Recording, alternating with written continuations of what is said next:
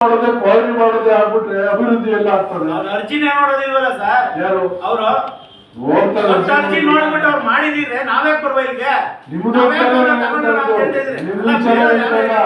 ಕೆಲವರು ಇದಾರೆ 2-3 ಜನ ಇದಾರೆ ಬರೀ ಅದೇ ಕೆಲಸ ಅವ್ರಿಗೆ ಇವೆಲ್ಲ ರೆಕಾರ್ಡ್ ತಗೊಂಡು ಗಮನಿಸಿ ಸುಮ್ಮನೆ ಯಾರ ಬಗ್ಗೆನೂ ಅಪವಾದ ಮಾಡ್ತಾ ಇಲ್ಲ. ಆದಷ್ಟು ನೀವು ಲಿಬರಲ್ ಆಗಿದ್ರೆ ಆಟೋಮೆಟಿಕ್ ಆಗಿ ಎಲ್ಲವೂ ಸರಿ ಆಗ್ತದೆ.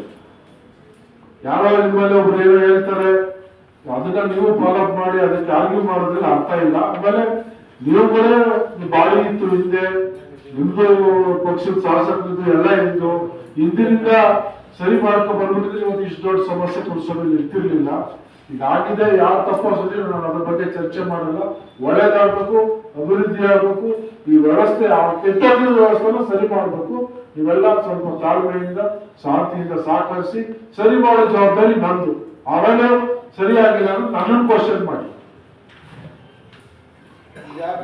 ಅನುಮೋದನೆಗಳೆಲ್ಲ ನಾವು ಕೊಟ್ಬಿಟ್ಟು ಅವ್ರು ಸರಿ ಮಾಡ್ತಾರೋ ತಪ್ಪು ಮಾಡ್ತಾರೋ ನಾನು ಯಾಕೆ ಬರ್ತೀನಿ ಹೇಳಿ ಖುದ್ದಾಗಿ ಕೊಟ್ಟಿದ್ದೀರಿ. ನೀವು 13 ಜನ ಮೀಟಿಂಗ್ ಅಲ್ಲಿ ಇದ್ರೆ ಕೊಟ್ಟಿದ್ದೀರಿ ಅಂತಾರೆ. ಹೋದ್ ಮೀಟಿಂಗ್ ವಿಶೇಷ ಸಭೆಯಲ್ಲಿ ನೀವು ಬಂದಿರಿ, ನಾನು ಬಂದಿರಿ, ಒಂದು ಸೈನ್ ತಗೊಂಡಿಲ್ಲ ನನ್ನ ಹತ್ರ. ಹಂಗಾರೆ ಸಭೆಗೆ ಹಾಜರಿಲ್ವ ನಾನು? ಸಭೆಗೆ ಹಾಜರಿಲ್ವ ನಾನು?